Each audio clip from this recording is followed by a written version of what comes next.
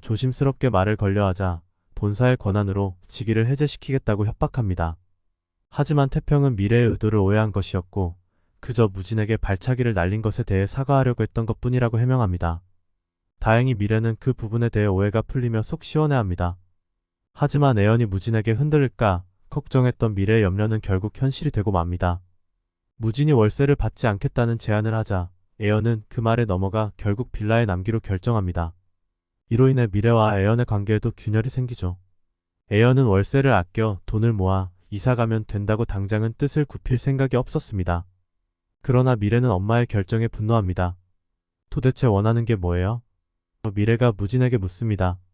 무진은 차분하게 답합니다. 네 엄마 다시 꼬시려고. 변미래 불안하냐? 나한테 뺏길까봐? 엄마를 설득할 수 없을 것 같다고 판단한 미래는 결국 변무진을 직접 공략하기로 결심합니다. 그러자 무진은 미래에게 내기를 제안합니다. 만약 무진이 4주 안에 재결합에 실패하면 위자료로 빌라를 주겠다는 것이었습니다. 미래로서는 손해볼 것이 없는 제안이었기에 내기를 수락합니다. 엄마랑 재결합하면 현재랑 너도 옵션으로 다 따라오는 거 알지? 또 무진이 묻자 미래는 단호하게 대답합니다. 빌라 넘기면 바로 짐 싸서 나가야 되는 것도 아시죠? 무진은 애연에게 플러팅 멘트를 날리며 다시 접근을 시도합니다. 하지만 11년의 공백과 이전에 쌓인 안 좋은 감정을 떨칠 수 있을지가 문제입니다. 한편 미래는 뜻하지 않게 태평이 사장 남치열과 부자관계라는 사실을 알게 됩니다. 이로 인해 곤란한 상황에 처하게 되죠. 하지만 서로의 비밀을 알고 있는 상황이기에 미래는 태평에게 친절한 무관심을 유지하자고 제안합니다. 태평도 나쁘지 않은 제안이라며 이에 동의합니다. 아무 말 안 할게요.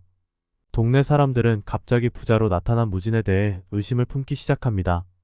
그가 빌라 전 주인의 집에 불을 질렀을지도 모른다는 소문이 퍼지기 시작한 것이죠. 이 가운데 301호에 사는 정희는 그의 비밀을 알고 있는 듯한 모습입니다. 변 씨가 일부러 전 주인 집에다 불 낸 거야? 정인이 의심을 품으며 묻습니다. 201호 사람들은 더욱 의심을 품고 급기야 애연을 공격하기 시작합니다. 그들 중 한 명은 애연이 이 모든 사실을 알고 있었던 것이 아니냐며 일터까지 찾아가 막무가내로 따집니다. 이 상황을 우연히 목격한 무진이 나서려 하지만 미래가 그를 밀치고 대신 나섭니다. 남 얘기를 왜 엄마한테 물어보세요? 미래가 차갑게 말하자 상대는 분노하며 탑합니다. 남이라니? 니네 아빠 얘기야. 미래는 더욱 단호하게 대답합니다. 남이라고요. 201호뿐만 아니라 202호 사람들도 모녀에게 무진이 방어한 것이 아니냐며 추궁합니다. 그러자 참다 못한 애연이 터뜨립니다.